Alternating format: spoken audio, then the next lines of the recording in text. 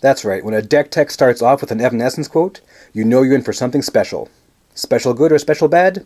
Only you can decide. I'm Travis from Brainpulp TV and welcome to another Pauper Deck Tech video. This time around we'll be brewing up Selesnya Sacrifice. For this deck we'll begin with these two key pieces, the Blood Briar and the Lunarch Mantle. We will be playing a set of both these bad boys with the hopes that we can get them together and make a little magic. Now we can sacrifice a permanent to give the Blood Briar flying and the +1 counter.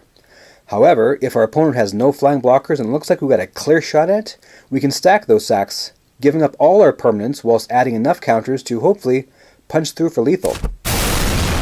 Now that's one way to do it, but it's much more likely that we'll just build them up slowly using other cards to maximize the value.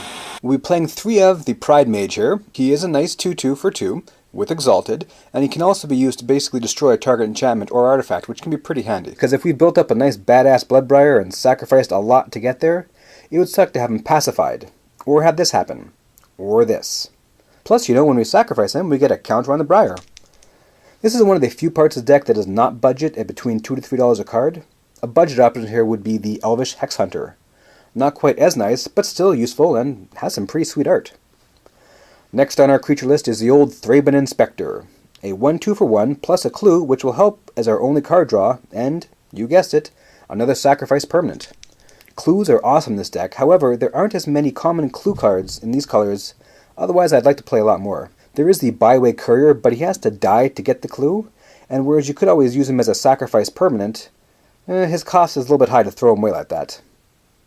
We will, however, play a 2 of the Kozilek's Predator, our highest mana costed spell, but it gives us 2 bonus bodies, which will help both with our counter collection and provide extra mana if we need it, in case we, sacrifice most of our lands.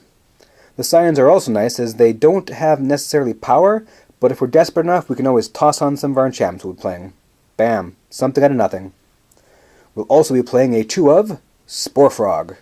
Partially because I just plain old love this guy, but also we'll get a double bonus out of his sacrificing trigger. And finally a full playset of the Hopeful Edelon. He's actually a nice 1-drop with lifelink, and can be bestowed upon a creature to give that creature +1/+1 and lifelink. We'll talk more about this later in the video. So there's our creatures. Now let's look at some enchantments. We've already mentioned the 4 of Lunarch Mantle, the +2/+2 sacrifice on a stick pants. We'll also be playing a full playset of Armadillo Cloak, because we're playing green-white and it's just that damn good. Fun fact about Armadillo Cloak, it doesn't technically give a creature lifelink, as it doesn't use the term lifelink. Thusly, if a creature already had lifelink and were to put on the cloak, they would essentially be getting double lifelink. This is why it would work very nicely with the Hopeful Edelon.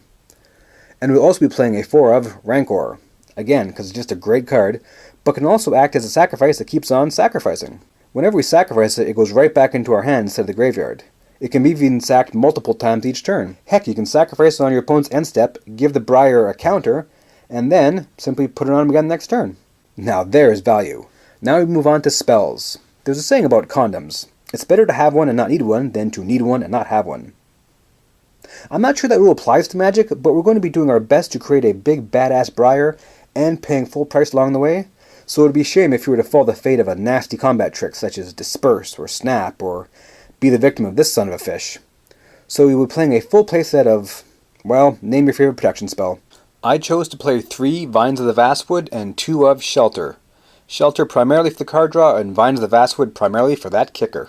Man, that's nice. And we'll also be playing 3 of Raise the Alarm for the sheer versatility of this card. Need 2 chumps? You got 'em. Need some permanents to sacrifice? You got 'em. Desperately need creatures to put your handful of enchantments on? Here you go. So we'll finish now with our land base. 2 Quicksand, can be removal in certain situations, plus counts as a sacrifice permanent. 4 Evolving Wilds will help filter our deck, look for the lands we need, and you guessed it, it's a sacrifice of a permanent. We'll also do a 2 of Blossoming Sands, then simply 7 Forest and 7 Plains. Now sideboards are always kind of tricky, and to be honest, we don't play them very much in the Mana Cave. But Angelic Purge seems to fit nicely with this deck. If you're facing any big creatures or artifacts or enchantments, this has a wide blanket of options, and its drawback of sacrificing a permanent actually kind of works as an advantage in this deck. And if you prefer the element of surprise, you may want to substitute some fogs for your frogs. However, you will lose the sacrifice bonus. So all in all, Selesnya Sacrifice is a fun and unique way to play the green-white game. 19 creatures, 22 lands, 12 enchantments, and 7 spells for 60 cards of crazy sacrifice shenanigans.